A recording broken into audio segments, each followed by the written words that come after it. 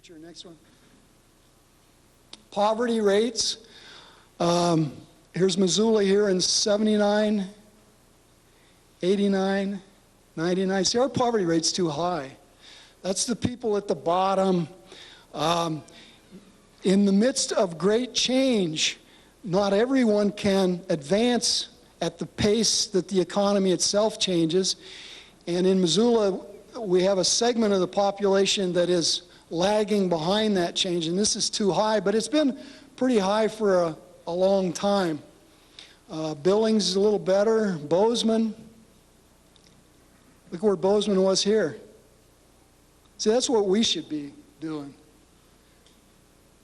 Next one, please. And this is Core County educational attainment, rank ordered by total college-educated population. Who's at the top of the list? Out of 50 places that have this population, Bozeman, Montana. Who's in fifth place? So Bozeman, 41% of their population is college educated. Missoula, 33%. You see how they fall off. So we have a highly educated population for the most part. That's why when they look at a thing like a symphony or something and the cost for doing something like that, the consultant from New York says, first thing I want to know is what's your educational attainment? Where are you? And then they look at this and they say, gosh, that's pretty high. So, you know, it's a different profile when you have this kind of an educational background to your population. Billings is also pretty high here. Kalispell's not too far down here. Okay, so we're not suffering in those areas. So what can communities and regions do to improve their economies? One of the better studies that came out, and this goes back to 1996, the National Academy for Public Administration put out a report called Path to Smarter Economic Development. But one of the things that they admitted was that the primary responsibility for designing and implementing economic development must rest with states, regions, and localities. When you go from place to place and you look at how do they do economic development, a lot of it is people are organized to send in grant applications for federal money. And you operate under federal programs and federal criteria and policies and all of that stuff. Well, that money's just not going to be there as you go out into the future. I mean, maybe it is going to be there if we want to dig the hole deeper, but if we don't want to dig the hole deeper, that money's not going to be there. It's just that those days are going to be behind us. Effective strategies for area economic improvement will not be based on traditional definitions of urban-rural, but on an understanding of the economic and social structure of a particular region. So the federal government really can't do this anyway, because every one of these places is a little bit different, and local leaders must use this understanding to craft policy strategies and programs to build the capacities for taking advantage of new economic opportunities. So that's the people right in this room. How much time have we been spending on this in our daily lives? Probably not much. That's because we're sleepwalking. We're going about whatever it is that we all do, but ultimately this is going to determine our competitiveness vis-a-vis all of those other places. Because other places, we can't count on them to sleepwalk through the great change that's going on. What we can do at the community level is gain a much better understanding of larger patterns of change, how this change is playing itself out in our community and region. Armed with this understanding, we can attempt to identify ways to better position ourselves for future change, finding advantages in some change while attempting to reduce undesirable effects associated with other change. We can become more adaptive communities and thereby potentially more successful and vital communities. Taking realistic measures based upon well-grounded expectations is a more effective community development posture than simply letting change happen, whatever it may be, or simply reacting to it after it occurs. So, Mike, I'm done at that point. Yeah, we can do a few questions right now. Yeah. So we're having this increased population growth. It's all imported people. Where are they coming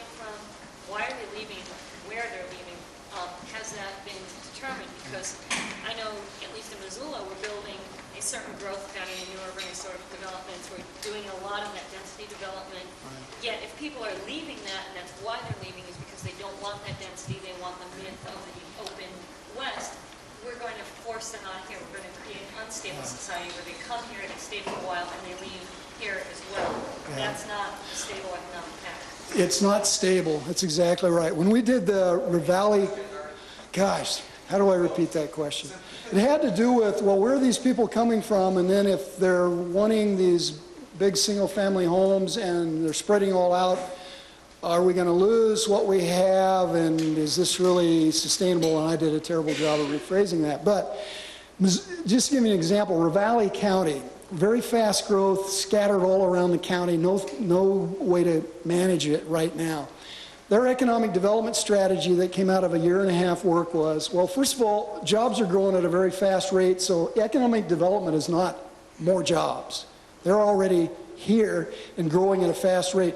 But a quality job strategy is something we need to do as a community. If there's any resources for that, yeah, that requires a strategy. Where do we have a... Secondly, growth management. This is their economic development. We have to manage growth because why people are coming here from various places, and it's all over. I mean, we can treat it in a very anecdotal way, but the numbers, you have folks from California and Washington, Oregon, Minnesota. It's a variety of places, most of them other Western states, and it's almost all domestic migration. People moving around, particularly people in their 40s and 50s and that type of thing. Moving around because they can. But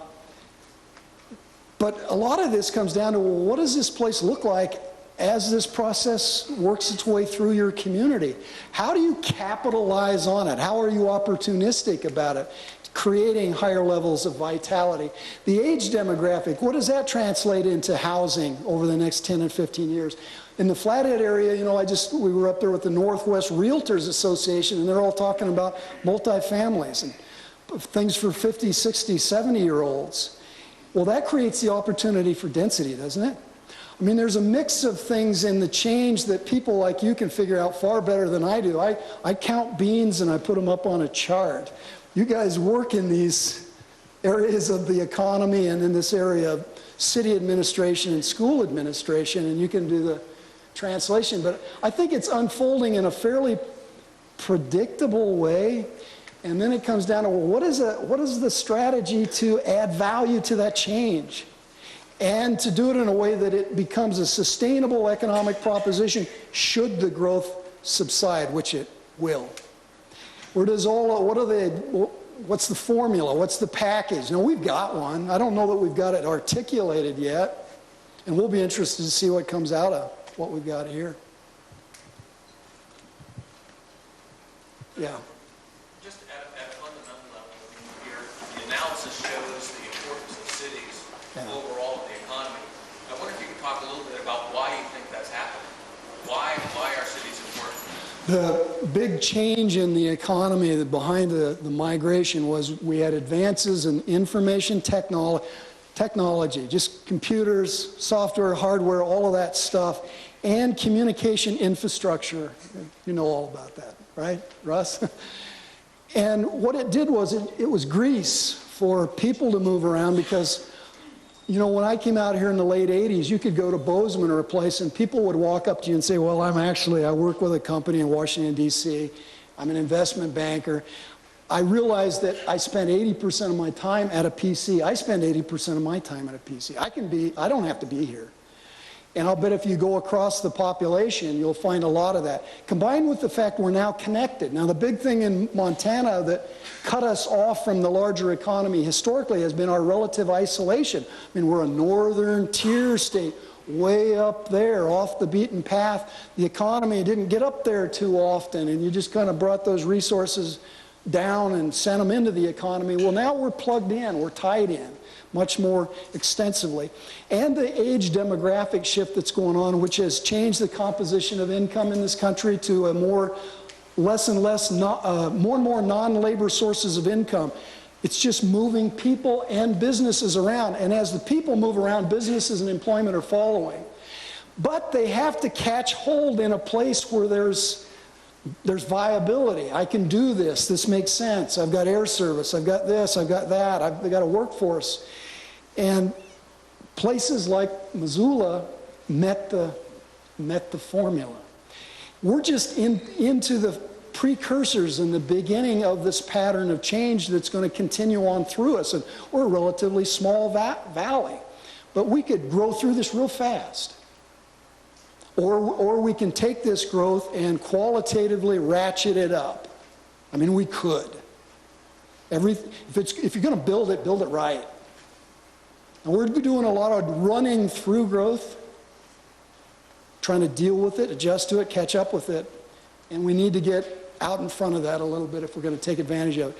But the thresholds for small business development have moved down in the economy, and there's all sorts of evidence for that, into these small places, as long as they become viable places to live and do business.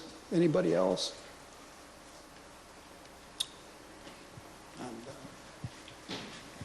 Well, I think it's probably time for a break then.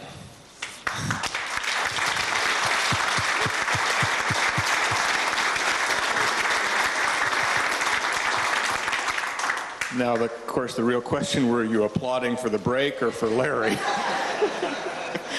So let's take about 15 minutes, and then we will assemble our first panel.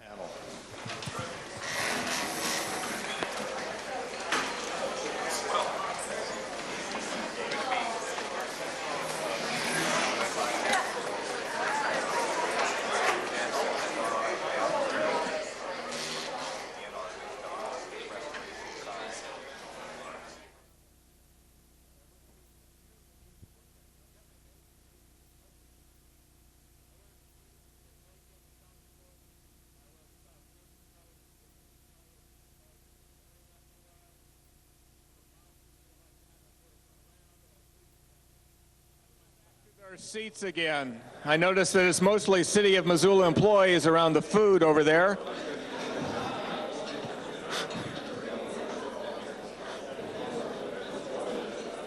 And city councilmen.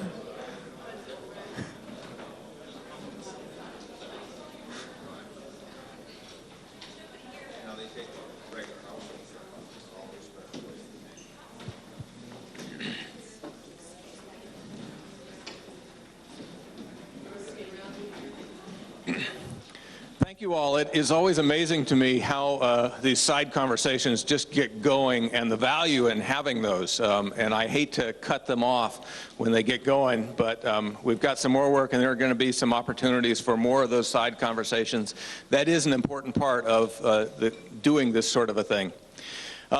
We have a panel. These folks are, in one way or another, somewhat newer to Missoula than some of the folks in the room. They, by and large, didn't grow up here, but they've been here from any place to a year to 10 years, and some have deeper connections to Montana. But the reason we asked them to participate in this panel is really to give us some outside perspective. They are all quite successful in what they've done. And because of that, and because of their experience in the broader U.S. economy and even global economy, we thought it would be helpful to broaden the perspective. We tend in Missoula, I think, to really, and it's one of our problems, is that we're pretty parochial. And hopefully we can break out of that with some comments from these folks. They have told me that they would like to have their comments be relatively brief and then try to get into more of a dialogue with you all. So I guess I just ask you to think about that as the comments, following on Larry's presentation, and as these comments go on, if you can start thinking about questions that you'd like to maybe pose to these folks, please start jotting them down, and we should have at least 15 minutes or so at the end for more of a discussion. And if it's going well, we'll take longer. Our panelists are, first of all, Steve Witz on the left here. Steve is the new president of St. Patrick's Hospital, a huge role to play in this community, particularly following the many years of Larry White's administration. And I think that You know, Larry did such a fantastic job with the hospital that they're huge shoes to fill, and I'm sure that Steve is trying his best to redefine the position and not raise expectations too high, at least initially. He has a phenomenal amount of experience in this field, 22 years worth. Most recently as a Chief Operating Officer and Senior Vice President at the University of Wisconsin Hospital and Clinics. Also then at the University of Utah Hospital, Lutheran General Hospital in Pine Ridge, Illinois, and he began his career at the University of California. He has a PhD in medical administration, and I think given the significance of health care in our changing local economy, Steve will really be able to help us out. Steve is also graciously pinch hitting. We did have him lined up for the second panel, which he's going to do as well, but one of our other panelists on this, for the first panel, couldn't stay, and so Steve agreed to sit in and offer some comments. So I really thank you for that, Steve. It's a good indoctrination to Missoula. Susan Estep was born and raised in Glasgow, Montana. Susan began her career in the financial service industries in 1981 on the trading floor of the New York Stock Exchange. In 1987, she accepted a position with J.P. Morgan Securities as part of a team that was tasked with forming a brokerage unit in anticipation of Morgan Bank beginning to underwrite securities for the first time since 1933. I wonder what happened in 33. In 1989, she was promoted to vice president and was senior equity-listed trader until 1992. Susan and her husband, Mark, decided to leave New York City in 1992 for a kinder, gentler place and relocated back to Missoula. We hope you have found that kinder and gentler place. Since arriving in Missoula, Susan has worked with both individual clients as well as institutions. A.G. Edwards & Sons employed her from 1992 to 1997. During her tenure at Edwards, Susan was one of 6 brokers in Montana to provide execution advice and research to the Montana State Board of Investments, the largest institutional client in Montana. And then in 1998, Smith Barney asked her to help build a new office in Missoula. At Smith Barney, Susan currently advises and manages over $90 million for her clients throughout the U.S. Susan's also involved in a number of civic organizations involving the arts. I know she's on the Natural History Center board, and I'm sure several others. And then Frank Magid is originally from Iowa. Frank, he is the founder and chairman of Frank Magid Associates Incorporated, the world's largest provider of attitudinal research and consulting services to the communications industry. After earning both undergraduate and graduate degrees from the University of Iowa, Mr. Magid became a member of the faculty of the Department of Sociology at the University of Iowa and also taught statistics and anthropology at Coe College. His keen interest in human behavior combined with his academic background led Mr. Magid to see potential for using the scientific study of human behavior to gain practical business insights and competitive advantage. The result was the founding of Frank N. Magid Associates in 1957. From a one-room operation on the 3rd floor of an office building in downtown Cedar Rapids, Iowa, Mr. Magid built the business into a worldwide operation with offices in New York, London, and Los Angeles, as well as headquarters in Marion, Iowa. You may wonder how Mr. Magid came to Missoula. He has, I think you had a home in the 9 Mile for about 10 years. And it reads here, an avid reader and fly fisherman. So I think that probably explains more about what drew Frank to our neck of the woods. I think we're really glad to have him here and look forward to insights from Frank and all 3 of you. Steve, do you want to start? Yes. Well, thank you very much. I certainly appreciate the opportunity to be here, and as indicated, this is a great opportunity for me to learn about Missoula. I think one of the most profound impressions I had from this morning presentation was the difference in perception and fact in terms of what's happening with the economy in this area. And as a newcomer, I would certainly indicate that what I heard about Missoula prior to coming was certainly more on the negative side, and since arriving have been impressed with the type of growth and activity that Larry reviewed this morning.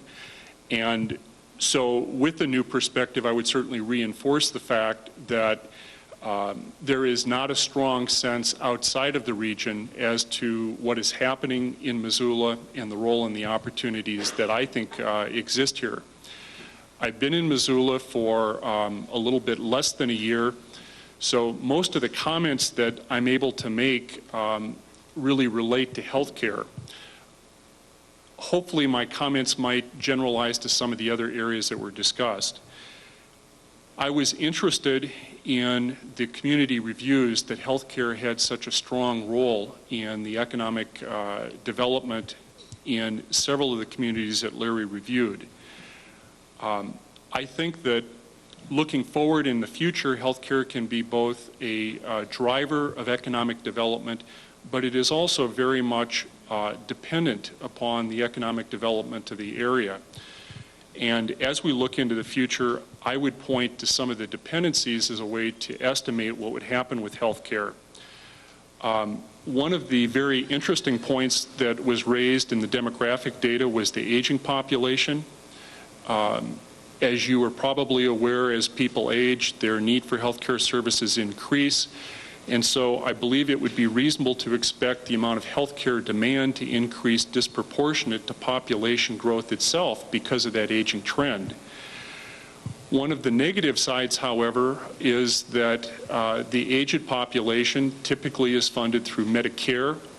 Medicare is increasingly a poor payer for healthcare, and typically now across the board for both physicians and hospitals is paying just under the cost that hospitals incur to provide health care. So a growing aging population means that for us to really maintain economic viability, we're going to have to change the way in which healthcare services are delivered. And this may also be an opportunity to look at the types of changes required and project what could occur in the future. A characteristic of the aging population is that the most common healthcare problems among the aging population are what we consider to be chronic diseases. These are diseases that are not treated in a single visit to a hospital or physician, but are basically lifelong issues. Complicated cardiac disease, oncology, neurologic problems, etc., would be examples of that. What I would envision the healthcare response would need to be is an increasing network of providers developed to ensure that over time patients are going to receive a coordinated level of health care, and that there would be continuity during the time that they have those chronic diseases. I think that that suggests that the structure of healthcare provision will change, and that as an industry we will need to be more integrated, and that integration will probably come about as a result of information technologies, so that physicians, hospitals, skilled nursing facilities can really coordinate the care that they offer to this aging population, and do so not necessarily by changing their organization or corporate structure, but by linking with each other and having strong information flows across those different areas. I think a second major trend would be what happens in terms of the employment levels and the type of employers that find their location here in Missoula and grow. Employers are the primary purchaser of health care today other than the government. They represent the segment of the purchaser group which is supporting health care service delivery financially. I think it was suggested that some of the recent trend has been growth in small employers, and if that is a direction for the future, a characteristic of small employers are basically poor health care benefit services. I think this would provide further economic stress on the system, and in order for the healthcare system to thrive, I think either there has to be adjustment in the basis of cost for providing care, or a different orientation to insurance among small employers. One example that might be a community or regional initiative would be the development of more pooled insurance across small employer groups. I think the last thing to look at that I'm able to comment on this morning is the diversity of the population in Montana. It was pointed out this morning that there is no one Montana economy, rather there are regional and sub-economies. As a healthcare provider, we look at our responsibility as being to provide healthcare to all groups of the population. And certainly, as we look at the future, we're going to look not necessarily just at the high growth area in terms of the economic development, but we also need to maintain concern as to the lower socioeconomic status segments of the population. And our future is going to be in part dictated by the needs across all different types of population groups, how they're covered, and how we can continue to finance growth. I think the last thing that I would identify, which is really very speculative on my part, is I think one of the things that Missoula is very fortunate to have is a very high quality healthcare provider group. And over the past several years, I think that there has been an influx of specialists and specialty services at the hospitals, which has allowed the retention of healthcare services in this area rather than have them go to larger metropolitan centers to receive the more complicated or tertiary care. This probably has given us on a proportionate basis a higher growth than we may expect in the future, since I think the scope of services presently offered in Missoula is relatively complete, and we probably won't see the expansion and growth of services that we have over the past several years. Thank you.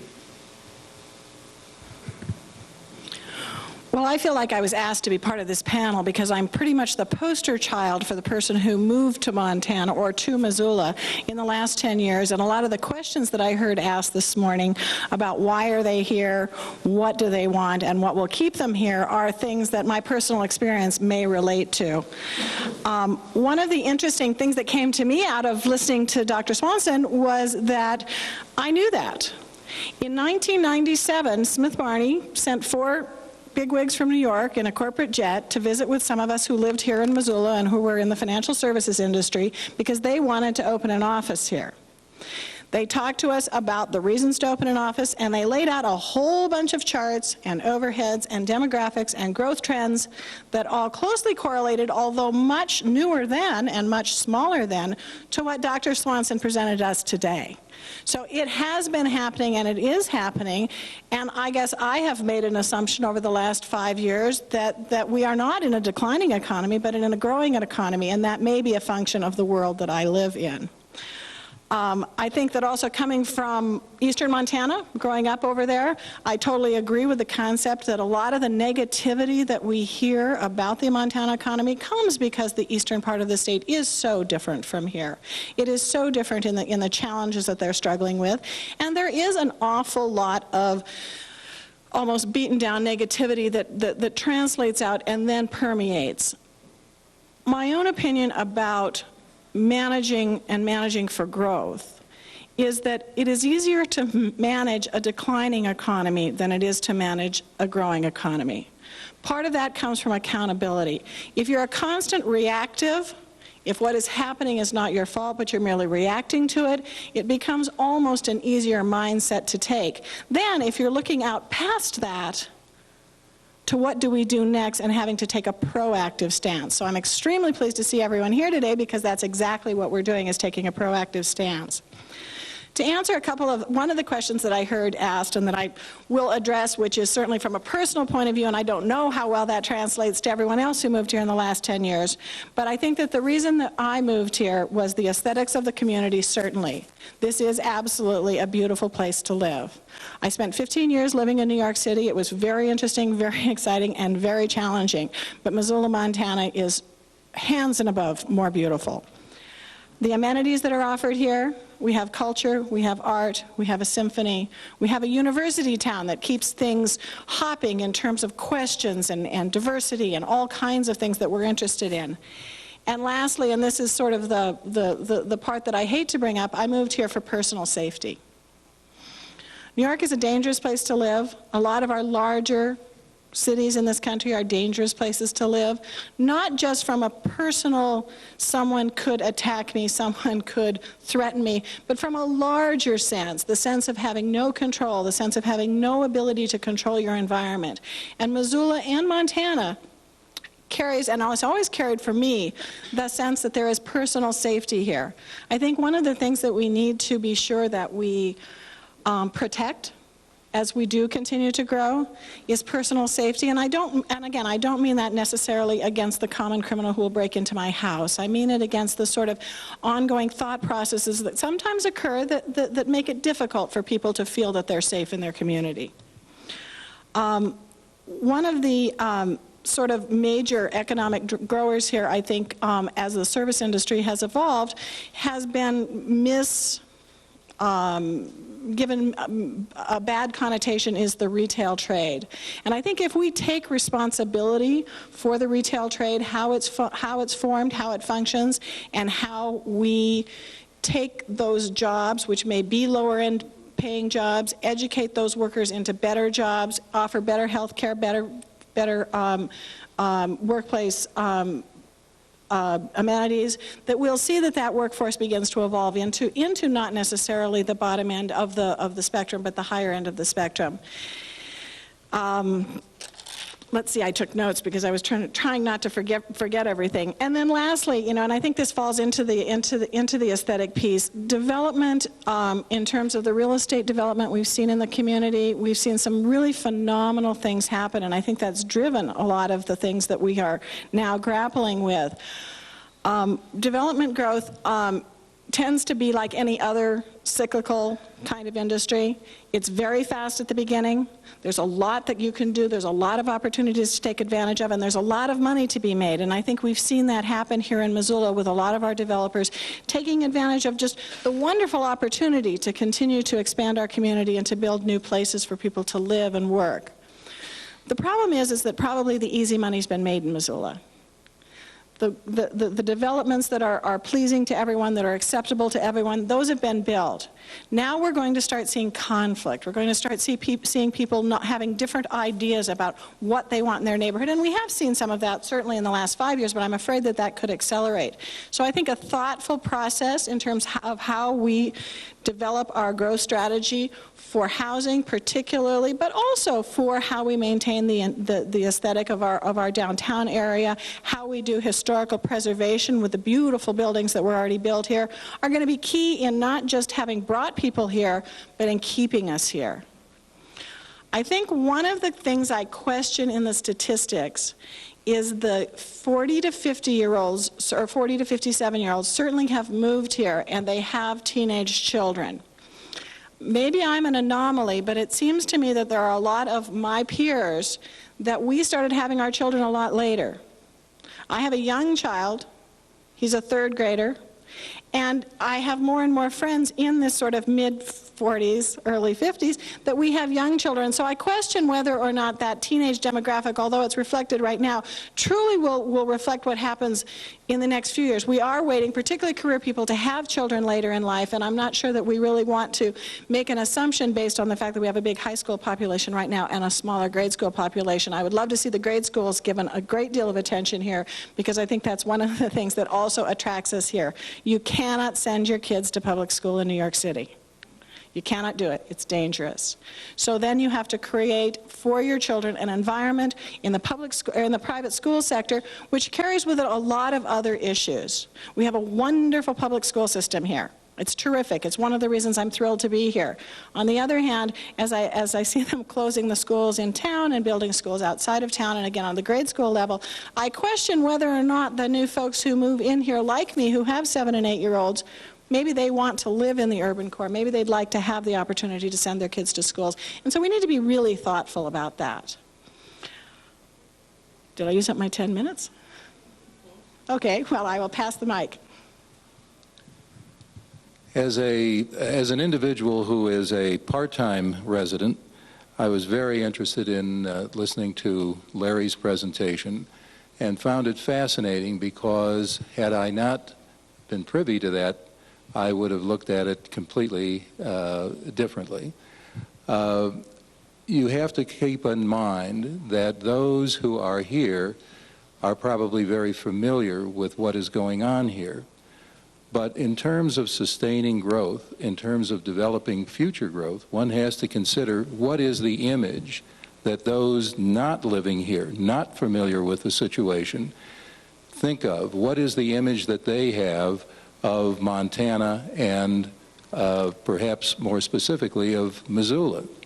To be very honest with you, I don't think that I've come across many people in the areas in which I live, and I live in several other areas, or in the areas in which our firm does business, that have the foggiest notion of what Missoula really is. They do have a notion of what Montana is. They believe that Montana is a beautiful place, that is principally a state that affords fantastic recreation, but to many, it would not be a place that they would wish to locate, which in terms of what I have seen and what I have experienced is a huge mistake. The fact of the matter is that Missoula is a vibrant, wonderful community. But what does one do to communicate this to others? What are others looking for? And as Larry said, and as we have seen in most places across the country that have had phenomenal growth, people are looking for opportunity. But most of what people consider to be opportunity, they lump under the rubric of economics. And it's not all economic. And what it is a package. It's something that is what people consider to be a better life that's made up of a series of different factors. Economics, the ability to find employment, the ability to, in effect, take advantage of other services, to have a social situation that is unique, is something that people look for. Most of the places, incidentally, that draw people have what I would consider to be or call a specific focus. It could be a focus in architecture, a focus in culture, a focus in other sorts of things. And in looking at Missoula, it would be, as was told to me by a series of house guests over the last few days, what is the central focus of Missoula, Montana? What is the kind of thing that you could say brings about a specific uniqueness to Missoula, Montana? And it seems to me that that is a major question that confronts all of us that are concerned with this community. Those communities that we have found have been most successful throughout the United States are those who have a specific character or a specific focus that people can identify. It's interesting because I live 6 months out of the year in a little community that most people, when they hear the name, seem to be able to identify for what it is architecturally, in other ways. It's Santa Barbara, California. And there is a very specific focus in Santa Barbara, California. Its architecture is focused. The way in which other things are done are focused to enhance what is a specific image of that community. And if you look at other communities that have grown, whether you like it or not, they too have a focus.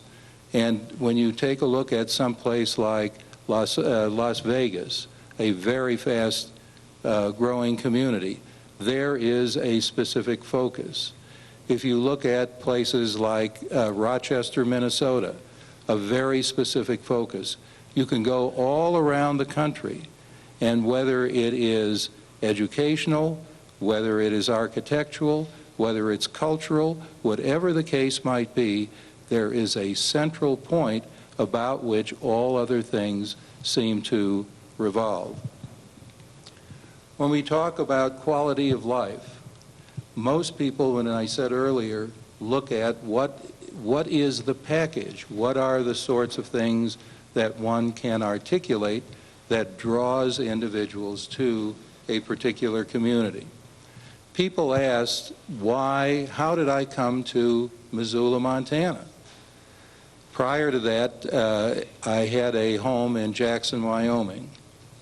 And when we were looking around, it didn't really make any difference to me whether I came to Idaho or Montana or any of the states that I considered to be attractive. But what I did was to make a list, as many people do, of the 10 characteristics that would be important to me in terms of what I would like. Accessibility, I wanted air transportation, perhaps because of my age and speaking to what one of our panelists had discussed, I wanted good medical facilities. Yes, I wanted the recreation. I wanted the beauty. There were several other things. There were 10 issues that were in my package, and it turned out that Missoula, Montana met those beautifully. Many, many other people do that. But is that the sort of thing that is articulated by this community? Does the community package its assets? Does it put forth the kind of message that is understood by individuals so that there is interest, there is focus, and there is response?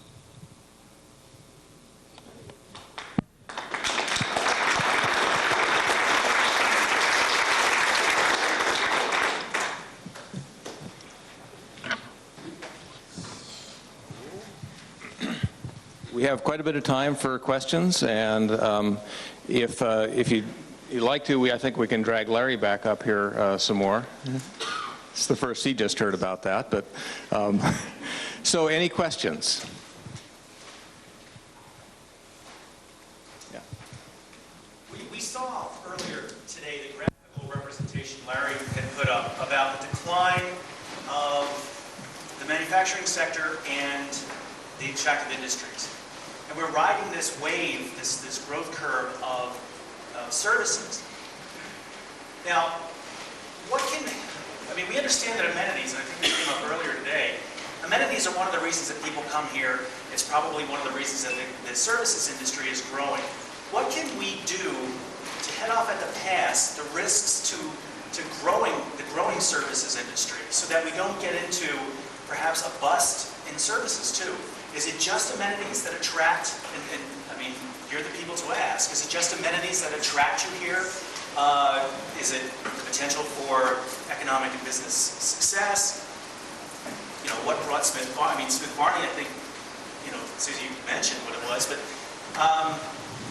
that's my big, that's what I've been thinking about all morning, because if we're going to try to determine where we want to be, we have to learn, I guess, how to head off the risks and threats to what is the growing service sector in Missoula County. So I don't know if you want to comment on that. I believe that amenities are critical. I believe that that individuals who move to any community are looking for a broad series of things to satisfy their wants and desires. The question is, do you have the kinds of facilities to meet those demands? Restaurants, entertainment, architectural attraction, and what I mean by that, most people are very, very attracted to a place that they feel represents a certain sort of situation. You go to a Taos, you go to a Santa Fe, you go to a Santa Barbara.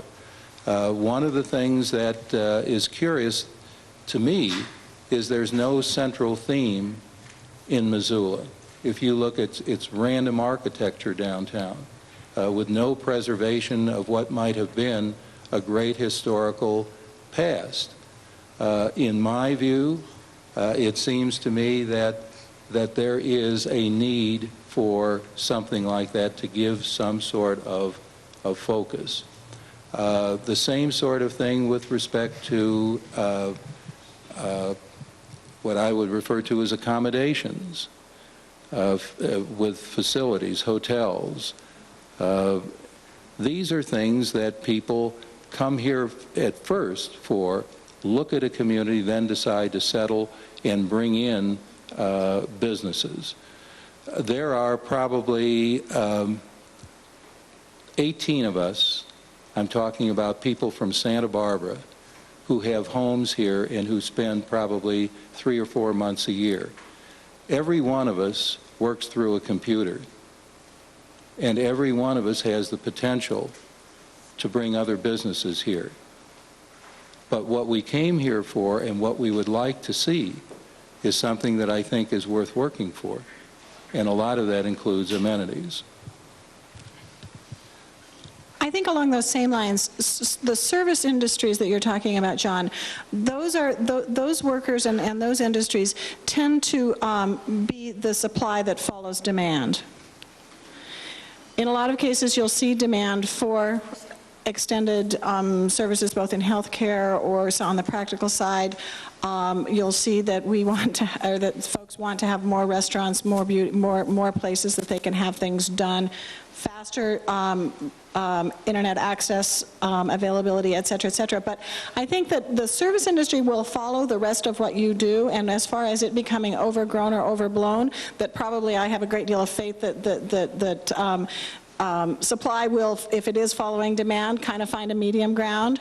I also think that with thoughtful expansion, that there's plenty of room for a lot more on that side. And again, I stood the other day at the Dairy Queen with my son's soccer team, and there are 9 players on his soccer team, and 5 of the parents who are raising their children here earn their livings elsewhere. They earn them in California, they earn them in Washington, D.C., they earn them in New York, and they telecommute. And yet, we chose to live here, so we're supporting the school systems with our tax base, we're spending money in the local downtown, we're trying to continue to perpetuate the reason we came here, and I think the fear that the service industry would overblow itself and then collapse is probably not a huge concern, at least not to me.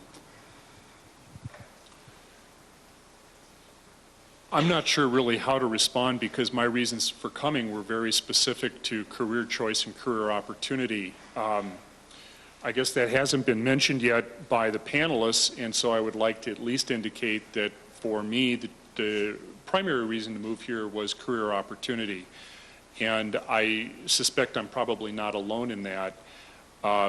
Amenities or quality of life became a secondary factor and would probably be much more of a determinant as to whether I would stay in the community post-retirement.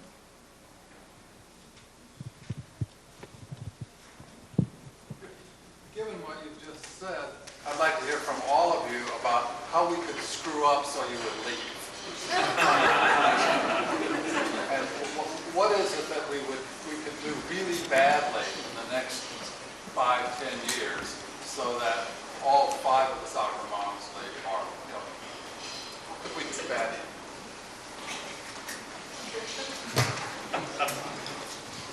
Well, one of the questions on the questionnaire was, have you ever considered leaving Missoula? And the answer that I put on my blue piece of paper was no. And by the way, they were soccer moms and dads. But nevertheless, from my personal point of view, it would be difficult to do that. I am wedded to Montana because I have loved Montana because I was born here. I think that I could leave Missoula for the outer regions if it became more difficult to live in the city. I chose, when I moved back here, to live on 5th Street, right smack in the middle of town, and I love it there. But we need to be more aware of the fact that if we've chosen to live there, we will have schools that are close to where we live for our children. We will have zoning and city code issues that are resolved to everyone's satisfaction, and we've maintained the beauty of the community, et cetera. The things that would make me leave would be unpleasant and ill-planned infill, although I am a great proponent of infill. I think it's a wonderful thing, but I think it needs to be done well. I think the continued deterioration of the architecture in town. I don't think taxes would ever make me leave. We have a great deal here. And I don't think you hear that very often, but after having lived in New York City and paid taxes on my property, I paid state taxes, city taxes, and federal taxes. Moving to Montana was an absolute dream for me. So I will pass to my co-panelists. We'll probably not agree. Well, I would agree, because I think it would be, I also answered the same question in the same way.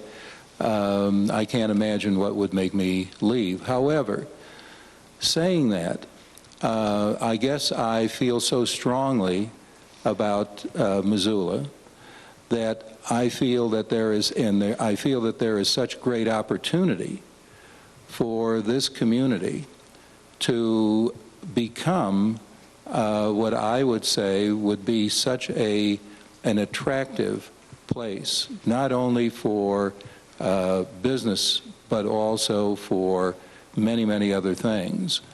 And it is probably only a shame, in my view, that I don't see it moving more quickly, although I understand that it's difficult to get everything done at one time. But as far as doing anything that would force me to leave, unless you tore the mountains down and ripped up the streams, I doubt seriously whether I would consider it. This isn't really a question for the panelists, but for you all. Just curious how many of you were born in Montana? About half. Yeah. Nebraska. I have a question. The demographics I thought were fairly revealing, in that if you look at the age, particularly the 20-year-olds, we're way down in that. And it means, what I think it means is, and I see it with my kids, is that they leave to go to college. They don't have the economic opportunity to come back here. They don't have the luxury of being able to say, this is a place I want to come to, because they don't have the jobs or the job opportunities here, maybe in their particular fields, nor maybe the ability for a lot of these kids to come back and earn enough money to pay off their student debts. And I'm wondering, what can we do to change that environment? I should have answered the other question. It was an easier one.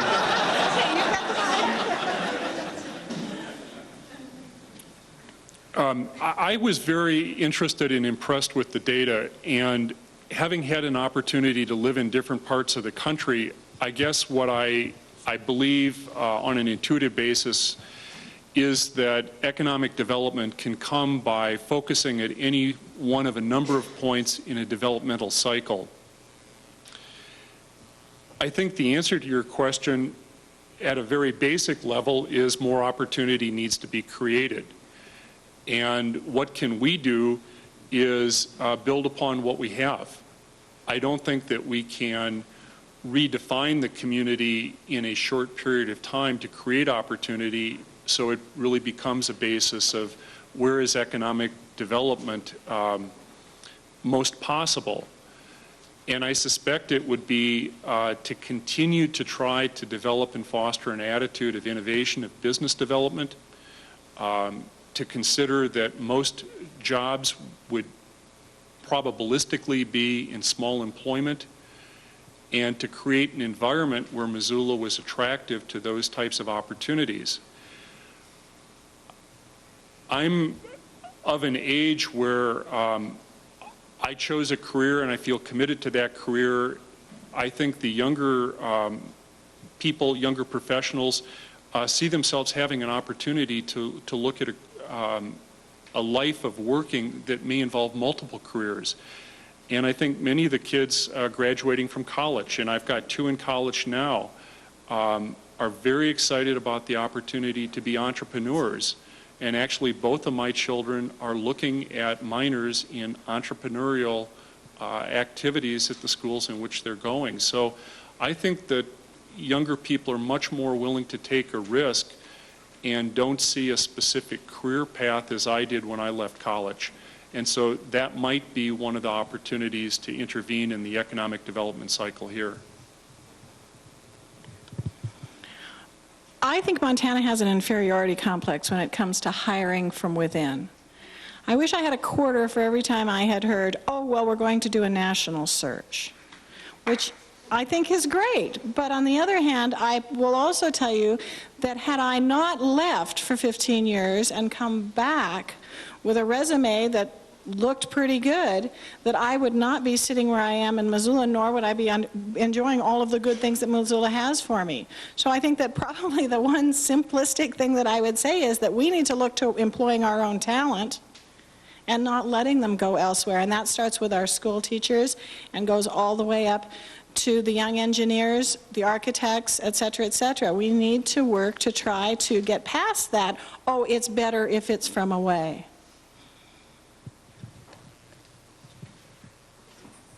I think that it also comes down to, again, the matter of image.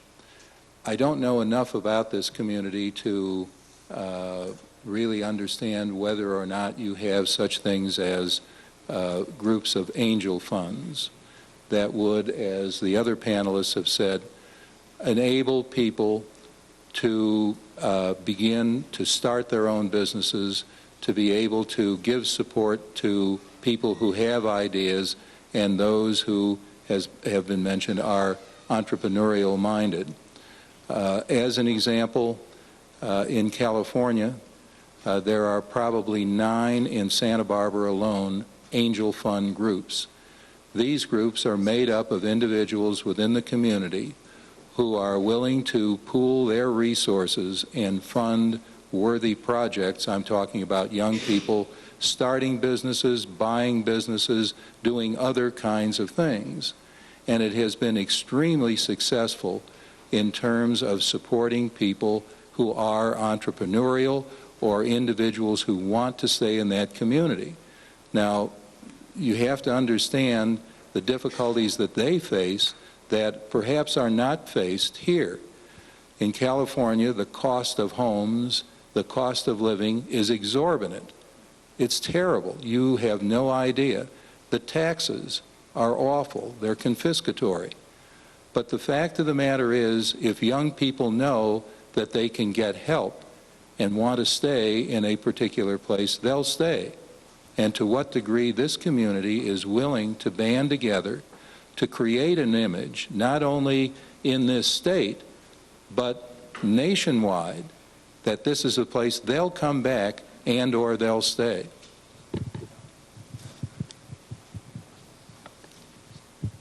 Tom, I want to just add something to the question. About 3 or 4 years ago, Tom Barrett and Dick Barrett and Tom Power did an economic analysis of Montana for the Ortenburg Claiborne Foundation.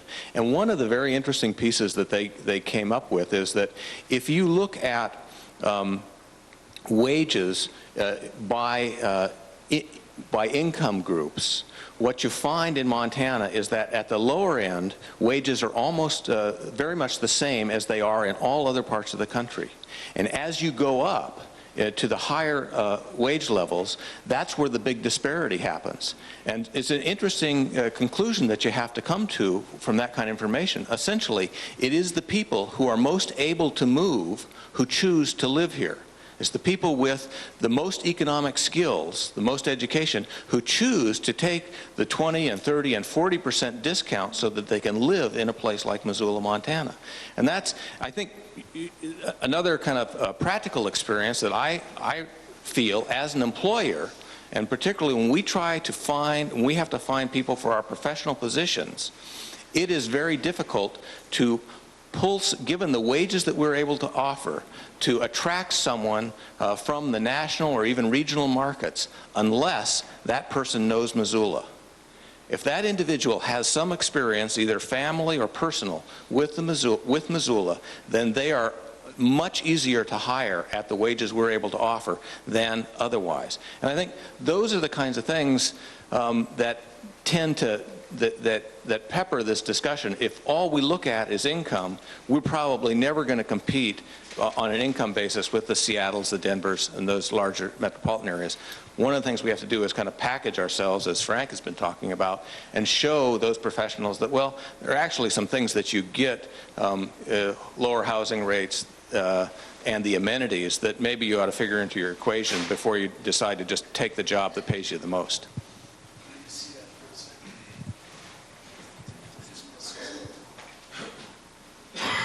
Yeah, in every place you go to in Montana, you've got that middle belly sag in the 20s and early 30-year-olds. And if you look at the demographics of the change, it's concentrated in 40s and 50s. But the opportunity there for those mid-20s to mid-30s, I think, is kind of the Achilles heel of what we're talking about here. As a matter of fact, if we really did accomplish something, we should be focused on what that's about, why that's a problem.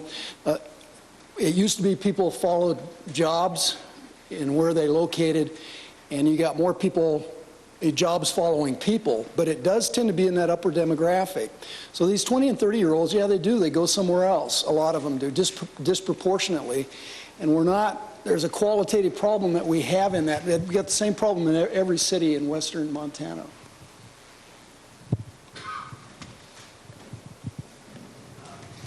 This question's kind of pinpointed towards Steve, but I welcome any of the panelists' discussion. Steve, as the president of a nonprofit hospital, I wondered if you could paint for us a picture of the troubles you have competing with the entrepreneurial spirit that this country promotes in terms of hospitals that are for-profit, and not just hospitals, but say surgery centers. Now, obviously, this is more of a national issue than it is a local issue, but what kinds of problems do you have in providing health care for the entire community when you have competing groups that maybe are skimming off the top in terms of patients that are better insured than self-pay or Medicare and Medicaid patients? And if you could just kind of paint that picture for people, because I think it's an issue that's very important. And the question I have to you is, have we as a medical profession gone overboard in terms of becoming entrepreneurial?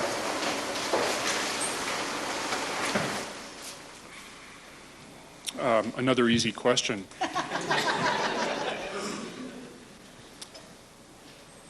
I don't believe you can make a mistake in becoming too entrepreneurial. I would look at that as trying to be responsible, identify new ways to do things, to make improvements, and I think that there's always room for that.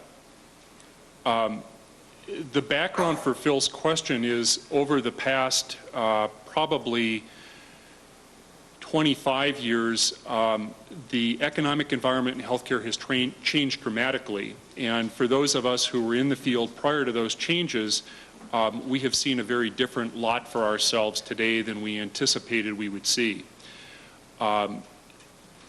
Within healthcare, we sometimes use business terms, and we'll talk about things such as product lines or service lines. And those are basically defined by types of diagnoses overlaid with types of payers, because it's the combination that determines whether or not there's profitability. The profitable service lines in healthcare have substantially decreased, in large part because of declining governmental funding. And there are some people, and I would not classify them necessarily as entrepreneurs, who are seeking to create markets where they can take those product lines or service lines that still yield a profit. In and of itself, there's nothing wrong with that, except that the rest of the system uses that profitability to cross-subsidize the service lines that don't generate profit. As a general trend, this is a very serious concern in healthcare right now, and is actually the focal point of a number of pending legislations in the country, so that specialty hospitals, physician groups, surgery centers of some type that focus on providing services only to those patients who pay will in fact upset the very fine economic balance that exists today, and will leave the public with the burden of covering services to those who do not have the ability to pay at a rate that covers the cost of care. I think that what I'm particularly encouraged by is the amount of federal discussion that this is getting. There is not, to my knowledge yet, a proposed series of federal legislation which will counter this trend, but it's getting far more discussion than it did even 3 years ago. And I suspect before there's some sort of very dramatic problem that occurs, there will be a regulatory or legislative solution to the problem.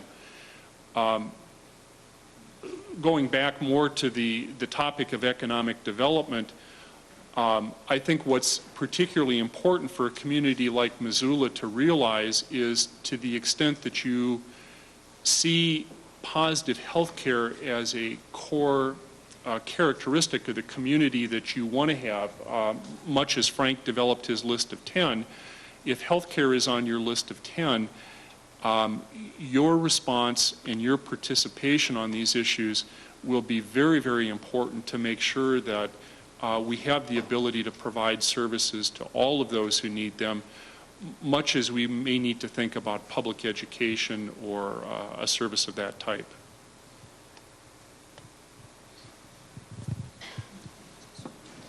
I've been a lifetime resident of Missoula, and I love it. I've looked around during all these years of being in Missoula, and volunteerism is part of our fiber culture. I think I focused about, my brother has focused about half of our time in the voluntary effort. At the same time, we want to bring things to Missoula that are equal to other places, so that when you are a citizen here, you have the services and the desires to enjoy it. About a year ago or two, there was a public forum of about 120 people like we're in this room, and their vision was led by the Missoulian to create the Vision 2000. We worked for over a year with a group of these people to focus on what would make Missoula a better place.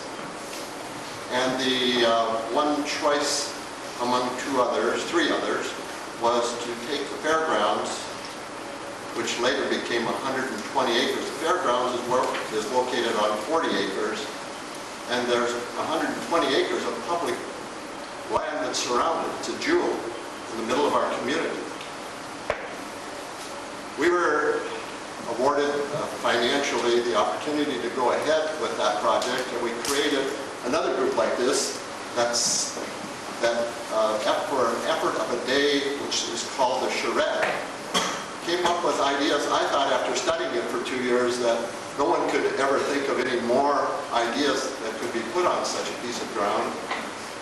But the ideas, and I'm excited about today's process, because the ideas that came out made it sound like 75% more than I ever dreamed possible. And at the end, the people in that room said we need to do extreme changes. We put our little dots on the bar, either do nothing or do extreme changes.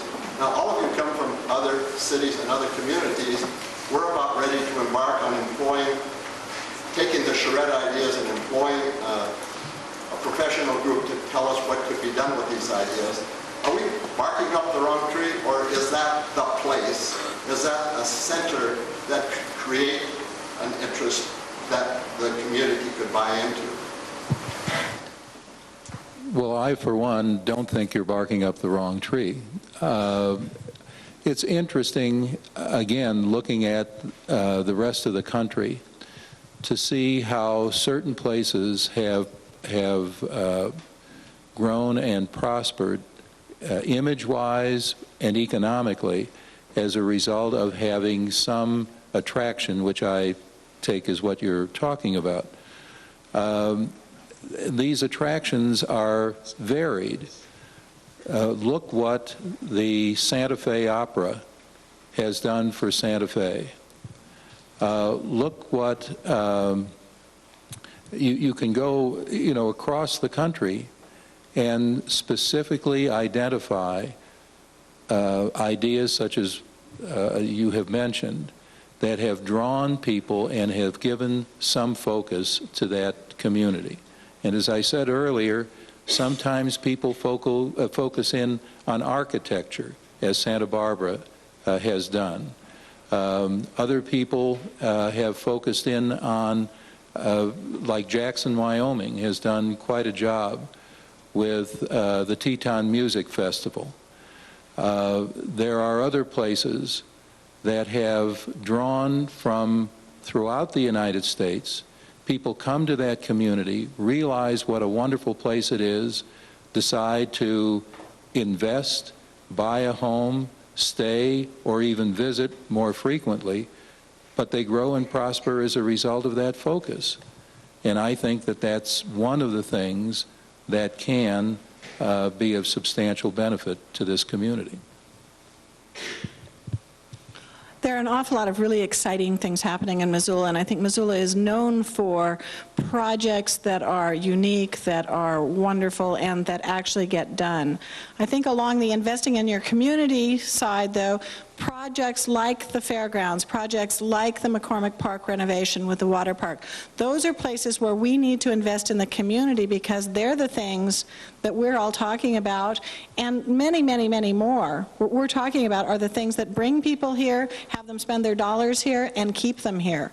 So I think you're absolutely on the right track. I think we need to see more of that. I think Missoula has always had a lot and will have more in the future, but those are maybe fall under that umbrella of aesthetics or amenities or quality of life issues, and they're what is going to move Missoula forward in a good way as opposed to a bad way.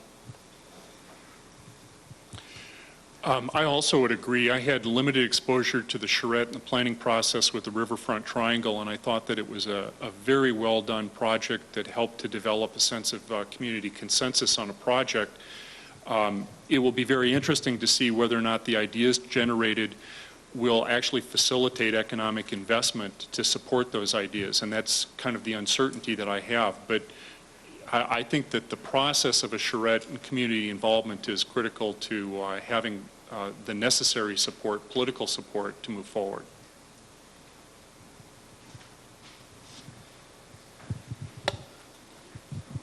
Essentially, in these things, nothing is more important than lunch.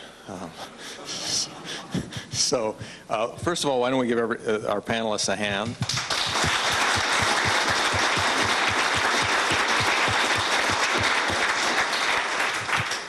Thank all of you, and then thank everyone in the audience for the good questions and the dialogue. The lunches are on the back. Now, this is kind of another test here. You need to remember what it is you ordered, otherwise you'll be taking someone else's. And so if they're arranged by, I think there's roast beef and turkey and vegetarian, okay. If you've forgotten what you ordered, you need to talk to Claire. Claire, could you raise your hand? And she can tell you what you ordered. And the plan is that we've got about a half an hour. We'll try to reconvene again about 12:15 and begin with a breakout session. So enjoy your lunch, and we'll take a little break now.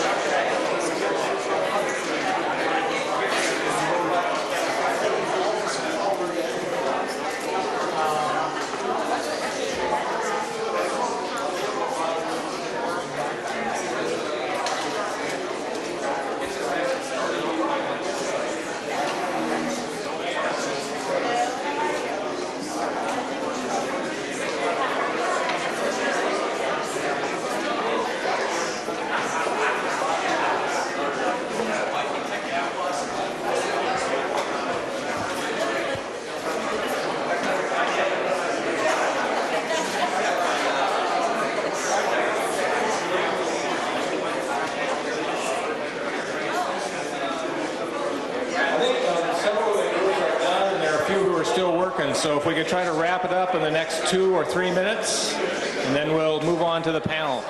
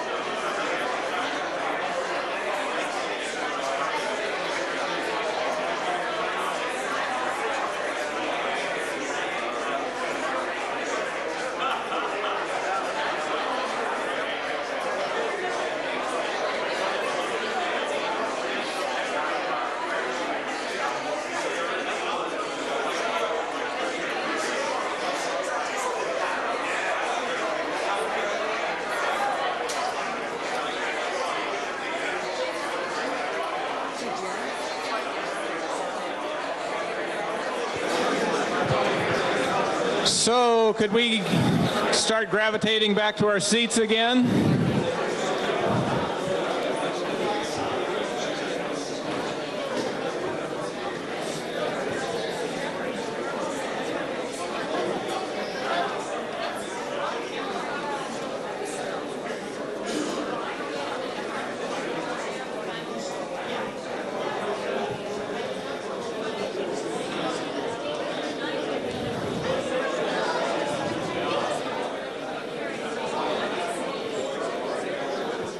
If everybody could start coming back to their seats.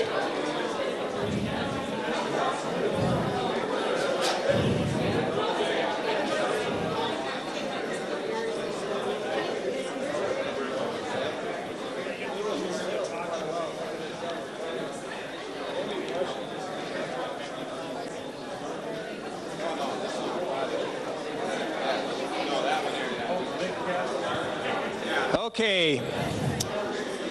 Well, so far we've had we had a little study hall session, and then most recently we had kind of a semblance of a graduate seminar, given the discussion. And we will get to recess, but it's not going to be for a little while.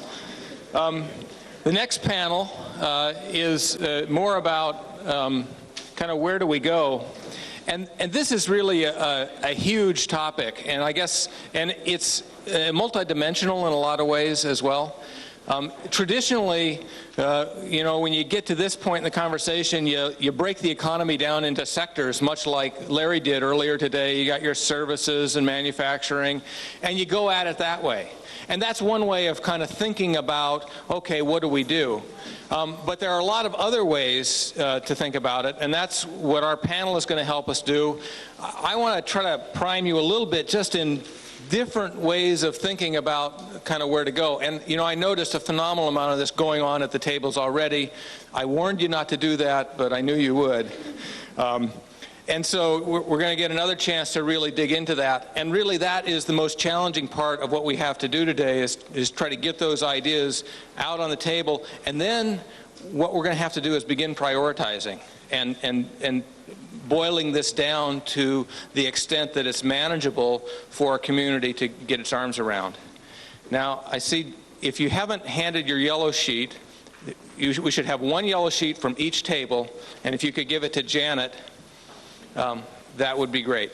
Okay, so in terms of just for kind of brainstorming and expanding the notion of what we can think about,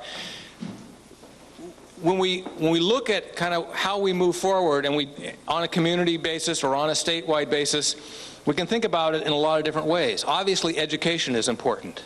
Obviously, we've talked about cities being important. Land use is a key part of how that fits together. Leadership is another huge issue. All of you in some way or another are involved in leadership. Otherwise, you probably wouldn't be in this room today. But how leadership evolves and how we use it as a community is important. State policy, what happens at the state level. And that can be any number of things, including tax policy, environmental policy, local government policy, all sorts of things kind of fit in there.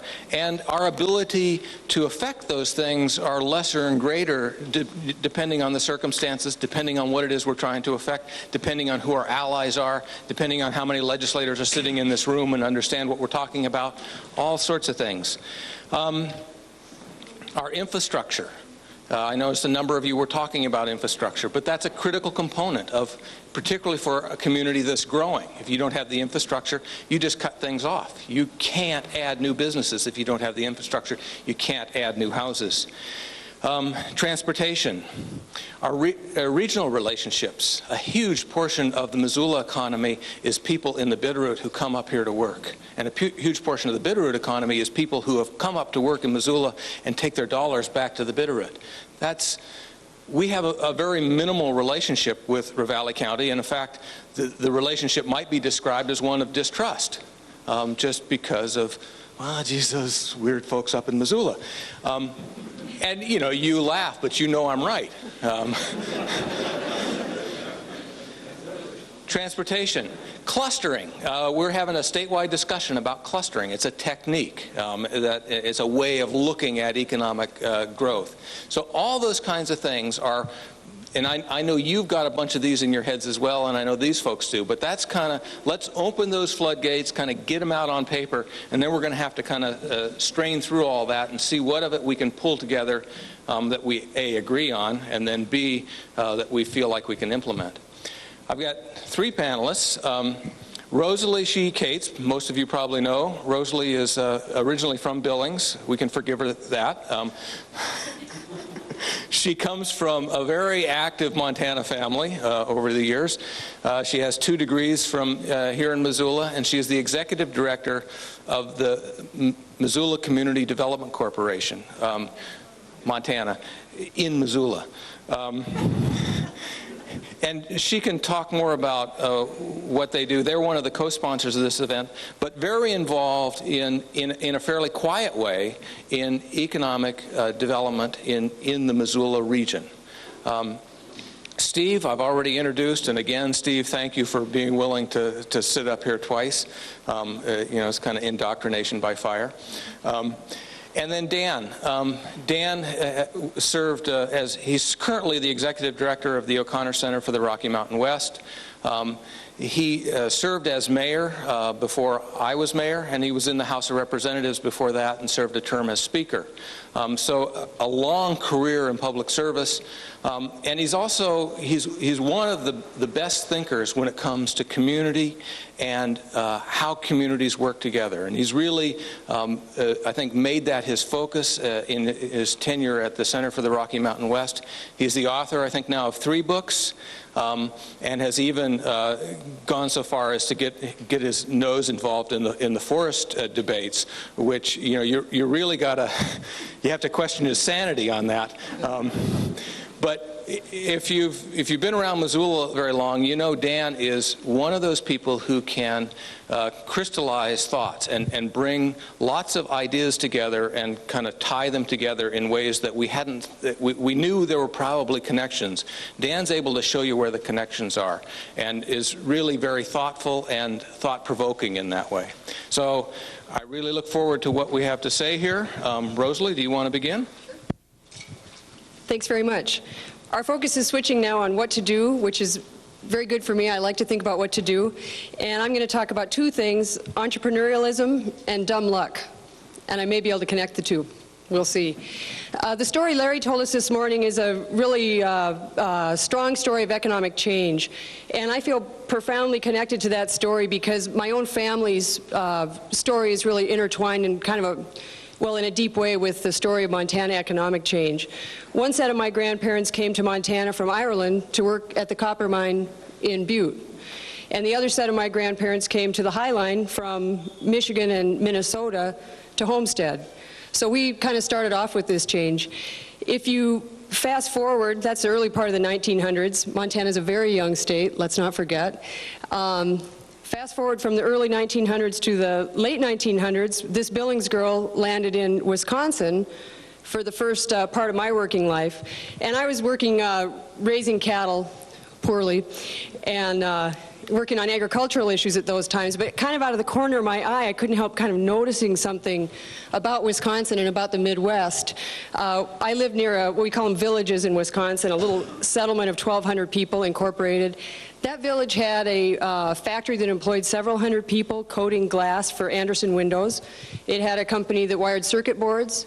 It had a company that made TV dishes. Remember those big mammoth dishes all the farms used to have out in front of them? There was a great market for those in rural areas. And I think while I was there, a futon company started that had national distribution. Like I said, that was kind of in the corner of my consciousness. Something about this is a little different than Montana. It wasn't until I came back to Montana, 89, like a lot of other people here, that I put a name to that. It's called entrepreneurialism. And what is so important about, I think the reason I became so aware of it when I came back is that I started working in economic development, and I became very aware that we don't have a strong entrepreneurial culture here, and that was something important to work on. And so that's what I do now, is I work to try to develop entrepreneurs. We aggregate capital. Capital is just kind of a proxy for getting people together around entrepreneurialism, and try to organize a lot of other supports. But I really think that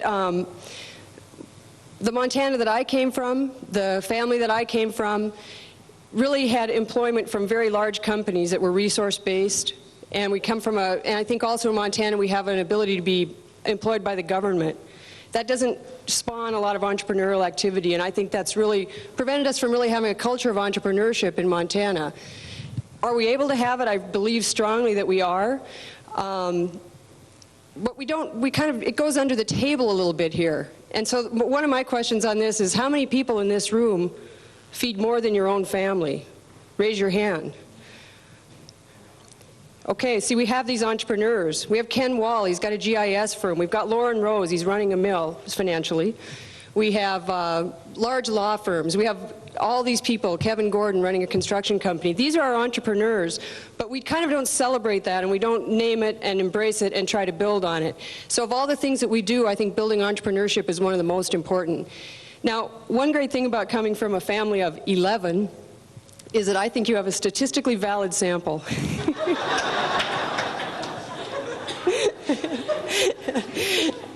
Of course, that's not the case, but I always trash all the science I do. But in my family, there is not a single one of us that owns our own business. We really come from this old economy that Larry described this morning.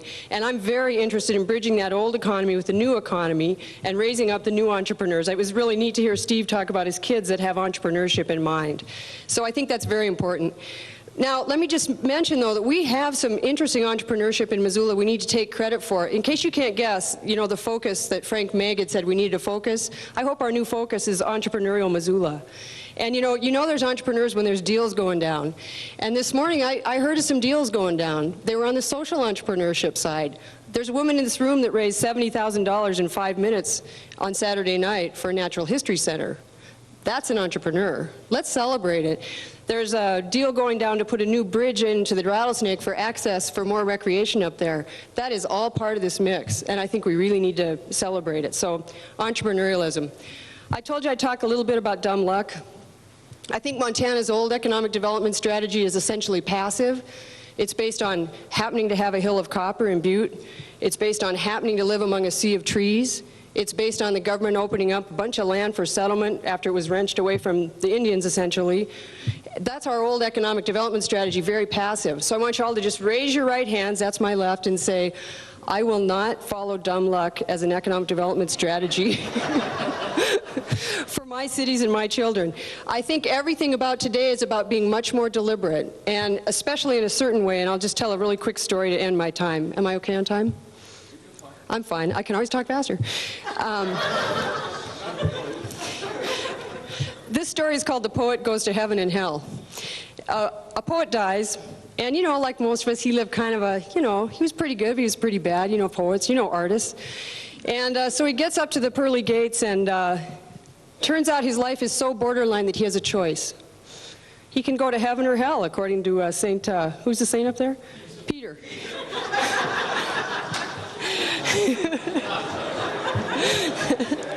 But first, before he chooses, St. Peter says, well, here's the equipment, the same equipment for heaven or hell. And he fitted his arms with these kind of splints, like this. Now, the poet wasn't particularly crazy about that, but the afterlife is not a democracy. So he put them on. And he said, well, so the poet goes, well, I guess I would kind of like to check out hell. He thought heaven might be, you know, a little bit prissy, not that fun. And so down they go to check out hell first. And they get there, and it is absolutely a sumptuous, beautiful dining hall. Richly appointed, lovely. Tables laden with food, and absolutely crowded, as indeed some of us may get to see later on. And so there were all the people, and the sumptuous feast laid out in front of them, and yet a deathly silence reigned over that hall. A desolate, awful feeling. Of course, everyone was fitted with their requisite splints. And despite this feast laid out in front of the people in hell, none of them was able to feed himself or herself. This was the problem with hell. Poet quickly sized it up and said, well, let's check out heaven. Up they go to heaven. Same hall. Same feast spread out in front of the people. Same splints. Laughter, merriment, joy filling the room. Why was that? The people were feeding each other. This is the difference between heaven and hell. And I think Larry has told us today that we essentially have a feast spread out in front of us, if we choose to see it that way. And I think we can all figure out what the splints are. It's the rearview mirror, it's the culture we came from, but most particularly, it's our inability to work together on a common vision. And that's my third plank besides entrepreneurialism and dumb luck. Thank you.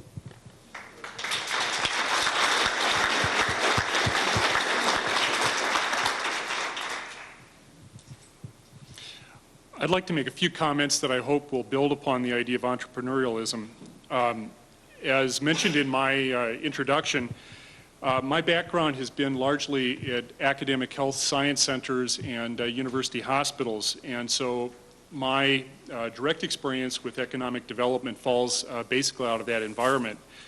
Some of the things that I've seen that have, to me, suggested some very basic and positive premises are those that I'd like to just mention. At the core of all of the developments I've seen, and if I could parenthetically mention University of Wisconsin as an example. They get a fraction of a cent on every gallon of milk that's sold because they invented vitamin D. An agricultural professor in developing rat poison developed a chemical compound that became warfarin, one of the most common drugs used today. Digital subtraction angiography was developed at the university. At the core of all of these types of things was a cognitive or intellectual resource. And the reason these things became commercial successes is that there was an infrastructure that allowed people with ideas to develop their ideas. So if the first principle is a cognitive resource or an idea, the second would be collaboration, because I don't believe any of these ideas came about as a result of a single effort. Most of these efforts came about when there was an academician coupled with a business or individual with commercial expertise. And the intellectual and the market realities came together to form a marketable product, which oftentimes generated enough money to continue to fund research and development. So the rat poison didn't stay at rat poison, it became warfarin, and digital subtraction angiography led to other aspects of more sophisticated imaging technologies. I think that one of the things in a developing economic marketplace that becomes so important is the idea of creating these key collaborative partnerships, so that there is an opportunity to develop the concept with relatively short cycle time.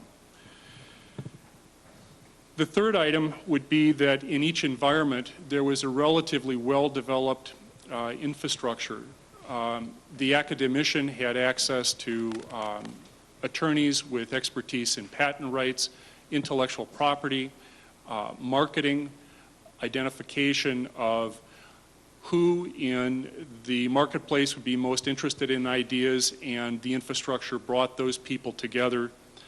And finally, they were characterized by really having an environment that created an incubator effect, so that the ideas were encouraged. These ideas were but a few of the ideas that were developed in those environments, but they were the more successful, and they probably would not have come about if there hadn't been the environment of creativity and innovation that existed. One of the key factors also that was involved was the development of the ability to raise capital.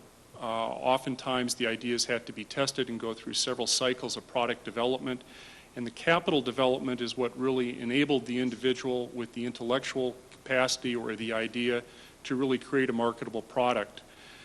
I think all of those things can exist in a community like Missoula, and it would be my suggestion that those types of principles be used to help develop a set of key priorities that would best represent the interests of both academicians in the universities in the area, as well as the business requirements. And by creating the greatest possible leverage or consolidation of ideas and interests, I think in a smaller community like Missoula, there's really an opportunity to work through the process of innovation in a much more rapid process. Thank you.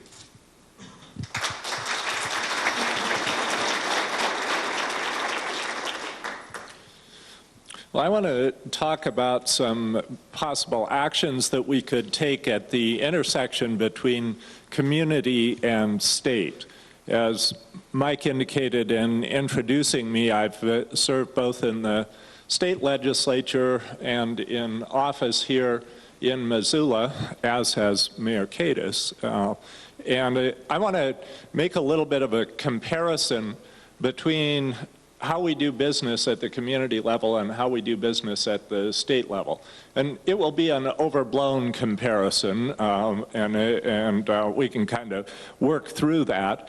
But in order to get at it, I want you to do a little mental exercise, and you can even jot something down if you want to. I don't have a special colored paper for you to write it on, but here's what I want you to do. I want you to imagine that you have an out-of-town visitor or set of visitors, and that you're wanting to tell them what it is that you're particularly proud that your community has done in the last 10 years. So just think quickly of of 3 things that you would want to tell people about, and make sure they know about, that your community has done in the last 10 years. And then while you're doing that, or while I'm continuing here, I want you to think about what 3 things you're most proud of that Montana has done in the last 10 years. And I hear a few chuckles out there, and my guess is that the first part of that task is just a whole lot easier for most of us than the second part. And again, I don't want to overdraw that. I know that if we tried the other side of it and said, what are you most least proud of that your community has done, that we could come up with those things, and that in fact there are things that we can think of that we're proud of at the state level. But it's harder. And my point is simply this, that I think at the community level, that we have maintained and still have available to us really quite a vibrant civic culture, an ability to get things done when we put our minds to it. Not that it's unfailing. We fall short a lot, but we do have that capacity at the community level. And I want to suggest that at the state level it's becoming, I would say, more and more difficult for us to do that. Now, that may sound like an analysis of despair, but that's definitely not where I want to go with this. I want to suggest something that I think is within reach that we might do about that would be to the advantage of not only our community, but to communities across Montana. But let me just start by a real quick and dirty analysis of what might lie behind those differences between how we work at the community level and at the state level. At the state level, I want to suggest that most of what we see, there's kind of a dynamic at work at the state level, and most of what we see operating at the state level is the activity of partisanship, of ideology, and of particular interests. Now, that's certainly not all that operates there, and I want to quickly say that I don't believe that, to the extent that that dynamic exists, I don't believe that it can be said to be the fault of the people that we send to Helena. The fact of the matter is that we consistently send very good people to Helena. They're tremendously committed and creative people. But in general, I think, when they go to Helena, they find themselves in the grips of a system that almost can't break out of itself. At the community level, we see those same things at work to a certain extent. We see partisanship, we see ideology, we see interest, but we see something else at the community level that I think makes a tremendous difference, and that's the activity of citizenship. Every one of you in this room, I would bet, has in the course of the last year, probably the last month, done something for your community. You've done something to make the community work better. And one of the great blessings of a place like Missoula is that it's just full of people doing that kind of thing all the time.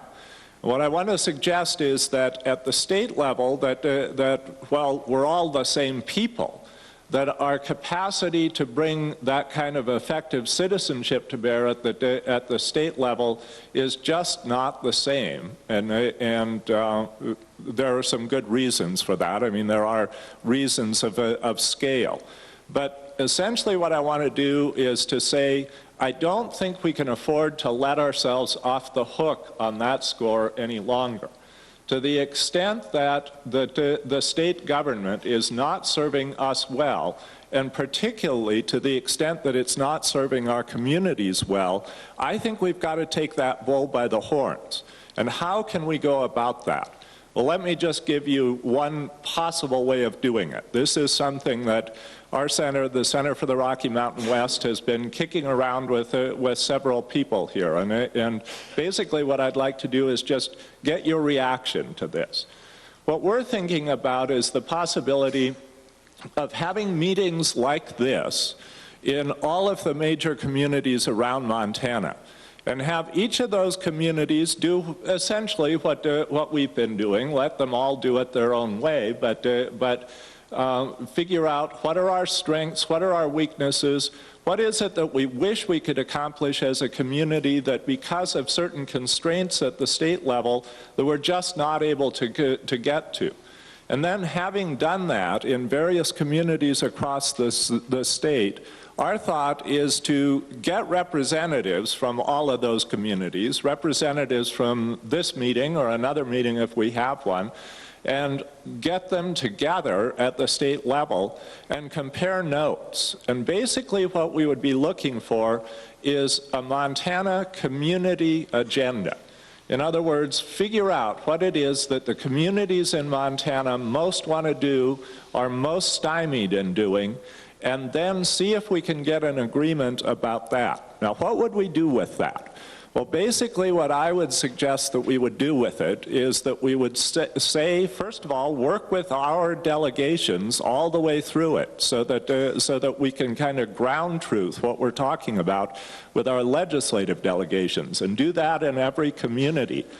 But if we were able to come up with, as I believe we could, 2 or 3 items on a statewide community agenda that we have broad agreement among communities in Montana, and if by then, as I believe we would, we have 700 to 1,000 active citizens like you ready to stand behind that agenda, then I think we could go to the legislature and basically say, we understand that you've sort of got to do things the way that the system makes you do them on everything else.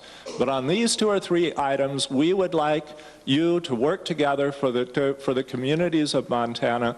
We would like to ask you to take an absolutely bipartisan approach in doing it, and we'd just like to show ourselves as a state that we can do these 2 or 3 things on behalf of communities in Montana. Now, in order to do that, we would have to stay together. We would have to have statewide citizenship at work. And that's what I want to challenge you to.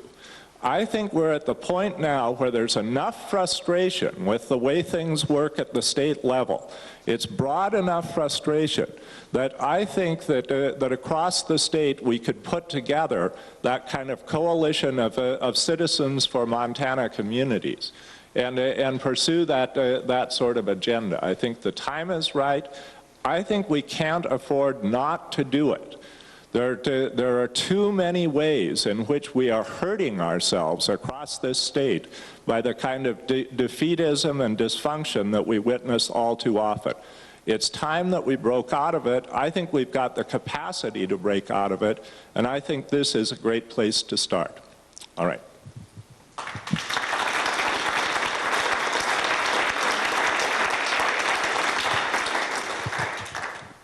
Thank you all. We have about 15 minutes then for questions or comments, and I just kind of open it up and see what bubbles to the top. Russ? Dan, I think your idea is absolutely excellent, and it's not without precedent, because Ireland did this 30 years ago. But one of the best things that they did, and I think that something that we really need to keep in mind, is it wasn't based upon a 2-year or 4-year political cycle. They said, this is going to be our plan for 30 years.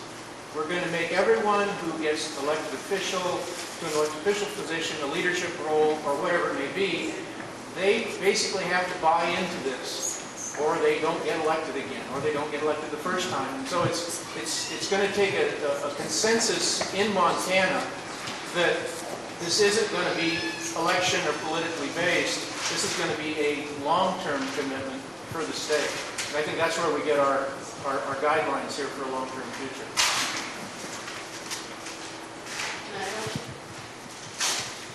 I think another point is that we've talked a lot today about cities and sort of Montana city agendas, and the cities are not going to make this happen if we stay within the political boundaries of Missoula City. We really strongly need to work regionally with Sanders Mineral and River Valley County in this city because our economic fates are so intertwined, but we don't act like that. And it's very important for us to get the regional consensus first.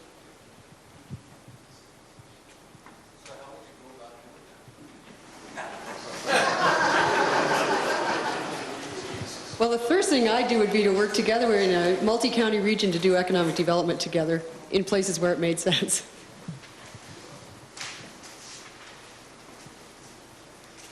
Dan, you're obviously much broader than Missoula or Montana at the center. Do you see other communities that model something similar to this, or as examples that would be helpful? Well, I don't, and that's something that I think we should research and find out whether there are similar examples. Let me say this, though, that one of the signs that makes me believe that the time may be right for this is that Montana has just launched a Leadership Montana program, which is in fact modeled after what's gone on in other states. And the idea there is to sort of raise the stakes to a certain extent. Many communities, including Missoula, for years have done Leadership Missoula program. But now some really strong civic leaders in Montana, including some in this room, are engaged in a Leadership Montana program, which is modeled after other states.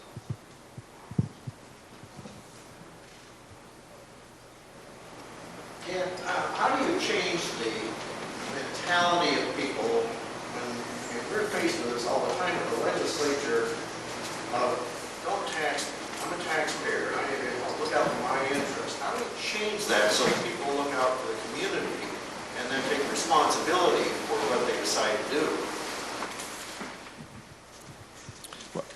Well, I'm hoping that other people might have some of the answer to that.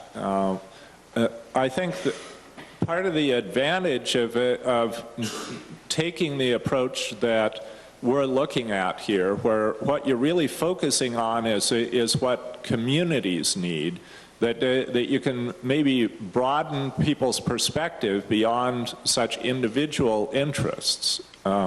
You know, we had some discussion at our table about the fact that the cities in Montana have for a long time been well organized. They've got a league of cities. There are always agenda items that they take.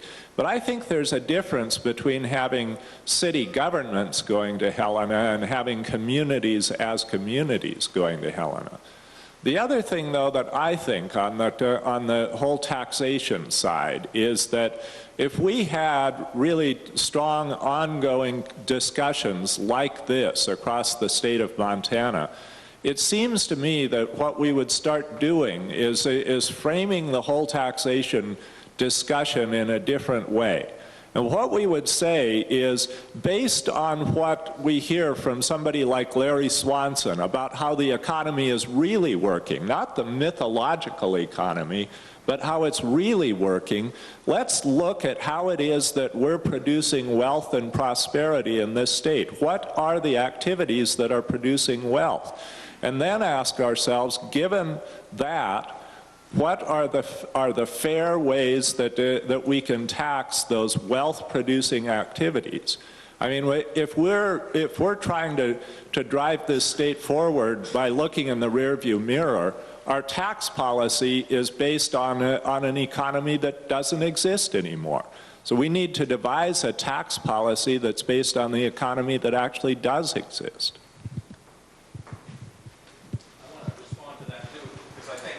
Localities had a huge role.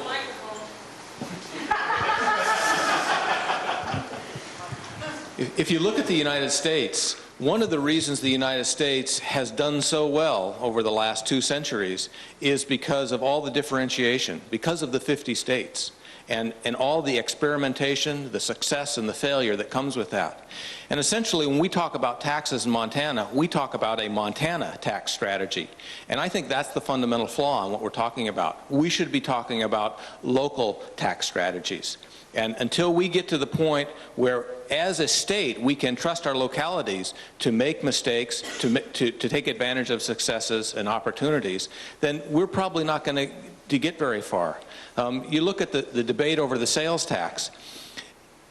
The sides are so entrenched on that, and I've said it before, it's a lot easier to kill something than it is to get it passed. And I think if we push ourselves into a broad statewide tax reform discussion, I expect that we are doomed to failure again. I mean, I've seen that discussion now a couple of times in my 20 years in public service, and I've seen it, I know there's a longer history to it in Montana, and I know in other states there's a long history to it.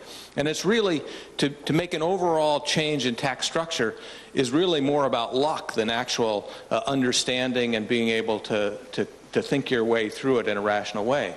I think we need to take a smaller bite. And I really think that has to do with local option tax authority, broad authority, so that localities can try different things. Now, the argument against that is that then, well, we're going to have all this inequality between the cities and the counties across the state.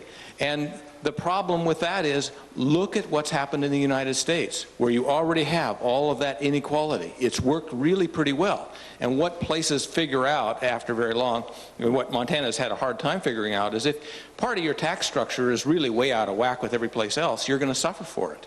And localities can figure that too. But a tax structure in Missoula would be very, if it were controlled by Missoula, would be very different from one in Butte or Billings. I mean, imagine a sales tax in Butte. Well, probably not going to happen. You might see something along those lines in Missoula, or certainly see it in Billings. But until we allow ourselves the flexibility to experiment in those ways, I think we'll continue to be stuck in that really, that old partisan, and it's not just partisan because partisan's a lot of it, but it breaks out in lots of different ways, and the coalitions for killing anything to move forward there are really quite powerful and quite easy to pull together in a political sense.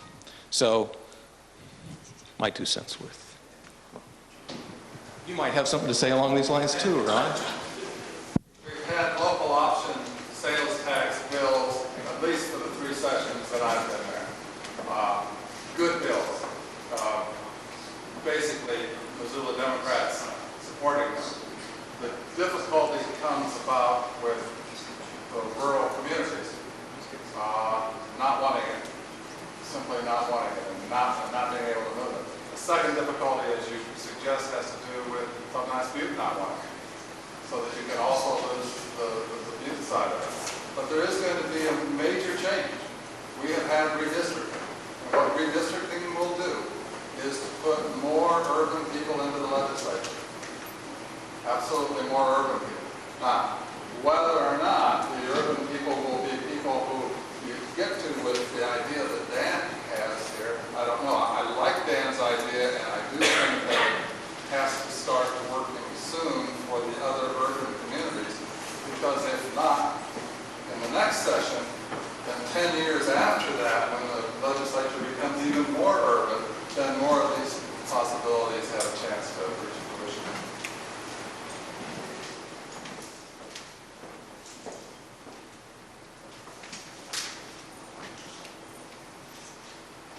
Rosalie, I'll throw a question out for you just to switch it up.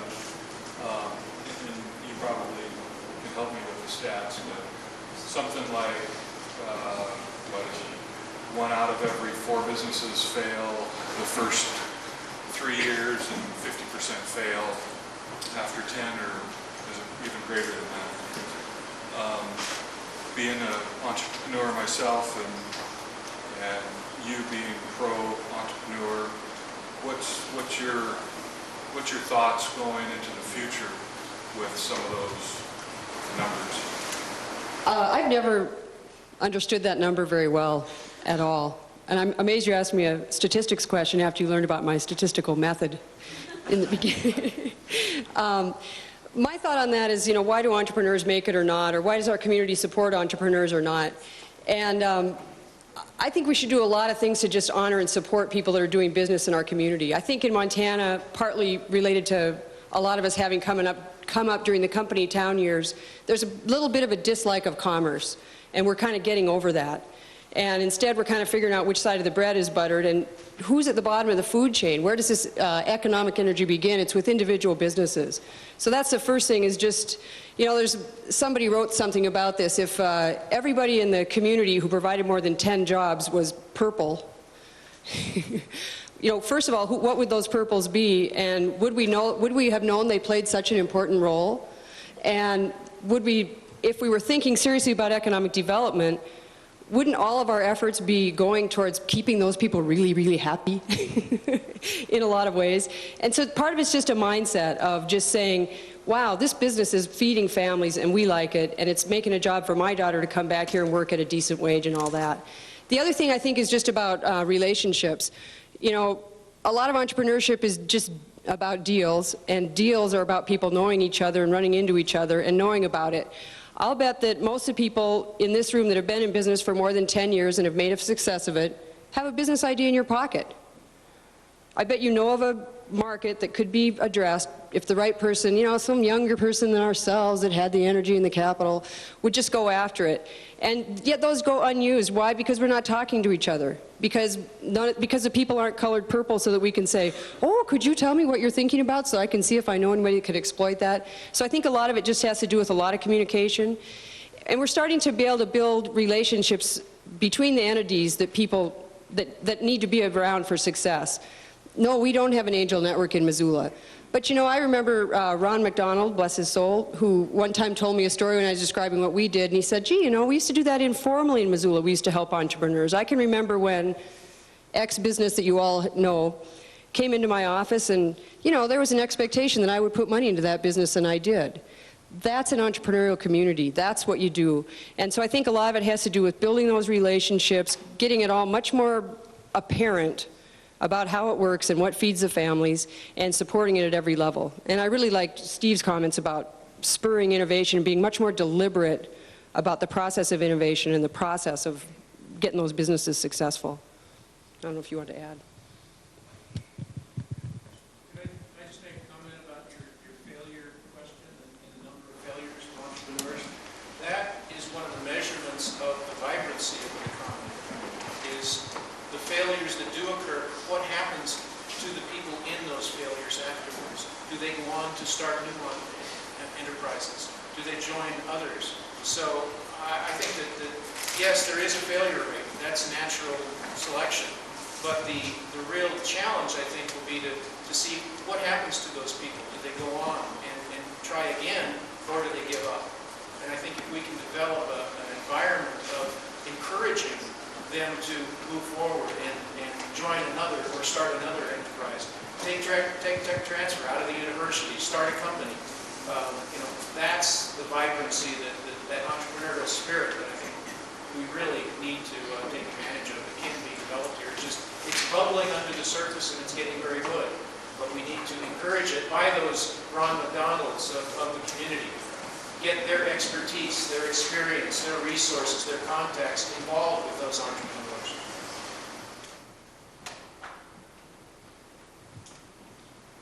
Does Montana's intellectual property laws allow what Steve was talking about to happen? Because I was at the university, come up with a great idea here. They had that tech transfer at the university and then Yale patent and get money. Or do they have to leave the university in order to have that equity capital flow and to start a business? Because, I mean, that's what a lot of states are finding. Their laws don't allow that kind of capital. Dave Forbes or Tony, as far as I know, our laws are, as far as I know, our laws in Montana perfectly met what you just suggested, right, Tony?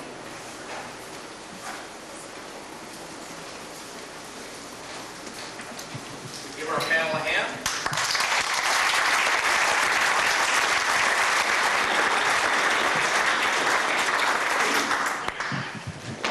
Thank you all. Rosalie, particularly your stories. Our next step is the pink sheet. There are no gender biases implied in this. This is just all we had left in the office.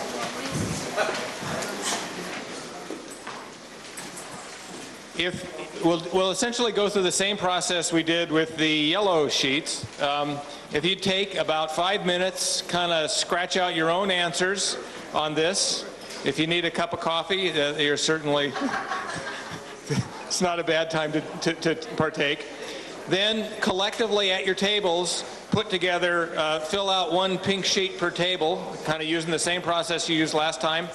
And, if you have other ideas about, if we haven't asked the questions just right, please keep going and tell us, at least give us the answers to the question that we didn't ask, okay?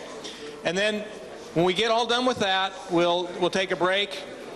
We'll have each table report out. So the spokesperson from your table needs to be able to talk a little bit about what you came up with. We'll also have Janet do a summary of what the first group round of breakout groups did, so that we can kind of we can understand what was agreed to there.